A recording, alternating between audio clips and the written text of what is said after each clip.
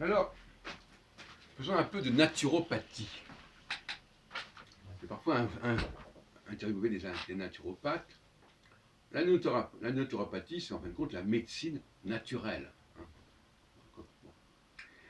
Et un des débats, c'est la viande.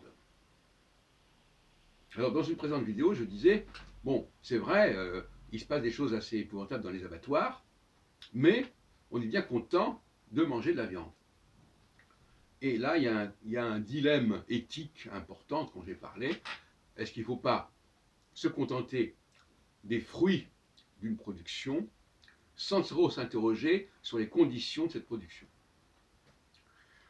Parce que là, ça devient, on tombe rapidement dans l'intolérance, dans la condamnation, alors que dans la vie, dans une harmonie sociale, ce qui est important, c'est de laisser les gens vivre comme ils l'entendent, fonctionner comme ils l'entendent, mais attendre d'eux des fruits, parce que ces fruits-là, c'est ce qui leur permettra d'échanger, de commercer avec les autres groupes.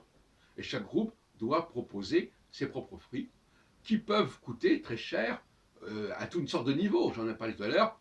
Par exemple, bon, quelqu'un dont on est content de lire les œuvres ou d'écouter les œuvres, il a peut-être vécu une vie épouvantable.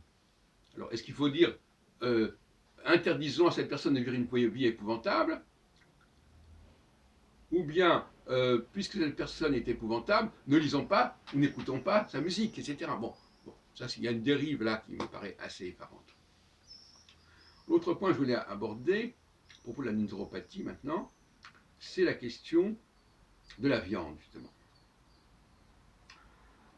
Alors, ce sont des recherches qui me sont propres, que je mène à une petite échelle, mais je crois avoir constaté que la non-consommation de viande pouvait avoir des effets très négatifs sur la santé. Et notamment sur tout ce qui est du domaine des rhumatismes, de l'arthrose, etc. Donc, quand on supprime certains éléments de son alimentation, on s'expose dans un certain nombre de cas à des dégradations au niveau de la santé. Alors, ça vaut ce que ça vaut, mais c'est un exemple pour montrer que c'est bien gentil de dire qu'il faut être végétarien pour ceci, pour cela, et que c'est meilleur pour la santé, etc. En réalité, la viande, alors il faut savoir comment on la prépare. Est-ce qu'il faut la griller? Est-ce qu'il faut la bouillir? Tout un ensemble de facteurs de ce genre qui peuvent intervenir. Mais globalement, on peut s'apercevoir que les changements de régime sont dangereux. Ou en tout cas, ils sont l'occasion de constater l'aspect positif ou négatif de telle et telle alimentation. Et je dis que dans un certain nombre de cas, la suppression de tel et tel aliment peut avoir des effets négatifs. Et là encore, il faut respecter le mode de vie de tel et tel groupe humain et ne pas commencer à statuer, à décréter au niveau général. La diversité, pour moi, c'est fondamental. La diversité, c'est justement l'entropie.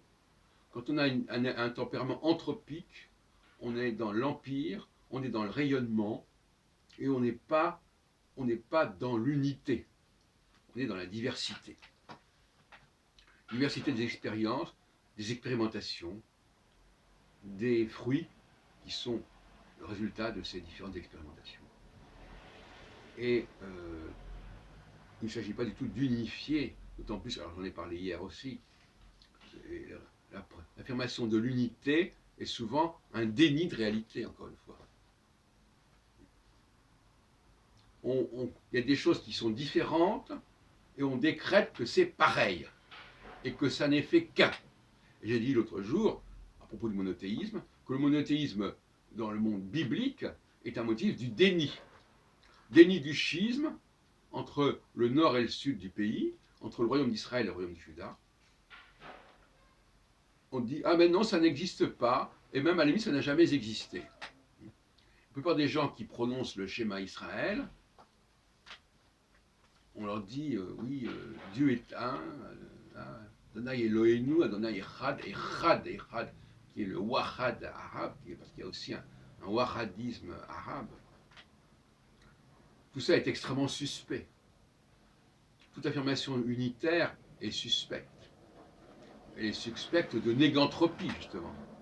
La classe ouvrière est d'un seul bloc, c'est la démocratie, elle doit prendre le pouvoir.